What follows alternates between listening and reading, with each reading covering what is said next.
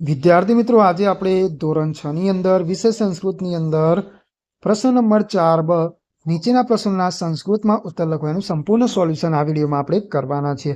વિદ્યાર્થી મિત્રો, આગળની વિડીયોમાં આપણે પ્રશ્ન નંબર 4 સુધી સંપૂર્ણ સોલ્યુશન કરી ચૂક્યા છીએ અને અન્ય વિષયના વિડીયો પણ આપણી ચેનલ પર તમને મળી જશે. વિદ્યાર્થી મિત્રો, એ સિવાય તમારે કોઈ પણ તકલીફ હોય, કોઈ પણ પ્રશ્નોનું સોલ્યુશન જોઈતું હોય તો તમે કમેન્ટ કરીને જણાવી શકો છો. અમે એનું સોલ્યુશન કરવા જરૂરથી પ્રયત્ન કરીશું. હવે જોઈએ વિદ્યાર્થી મિત્રો, પહેલો પ્રશ્ન છે પૂનમ કિમ કરોતિ. તેમાં આવશે પૂનમ ભોજનમ કરોતિ. એના પછી બીજા નંબરનો પ્રશ્ન છે રાજીવસ્ય વિદ્યાલય કીદૃશઃ અસ્તિ. તેમાં આવશે રાજીવસ્ય વિદ્યાલય સુંદરઃ અસ્તિ. એના પછી ત્રીજું છે રાજીવ કુત્ર પઠતિ. તેમાં આવશે રાજીવ પુસ્તકાલયે પઠતિ. ચોથું છે ભારતમ કેન સંસ્કૃત ભવતુ. તેમાં આવશે ભારતમ રીતિ નીતિ સંસ્કૃતમ ભવતુ.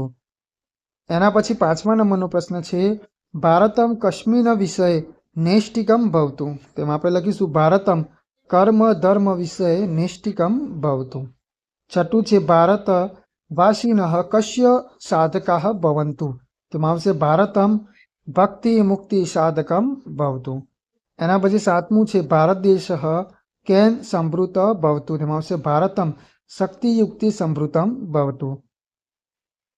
આઠમા નંબરનો પ્રશ્ન છે આચાર્ય ધારાએ કિમ દદાતિ. તેમાં આવશે આચાર્ય ધારાએ જન્મદિનસ્ય શુભાશીષમ દદાતિ.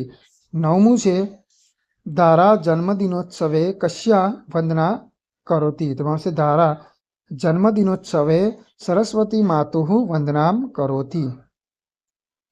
દસમું છે રમા કિમ ગાયતિ. તેમાં આવશે રમા પ્રાર્થના ગીતમ ગાયતિ.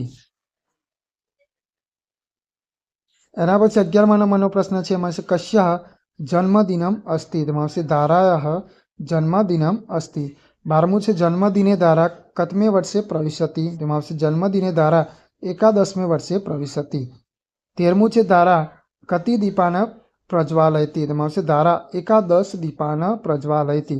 તો વિદ્યાર્થી મિત્રો, આગળ નવી વિડીયોમાં આપણે નવા પ્રશ્નો સાથે ફરીથી મળીએ.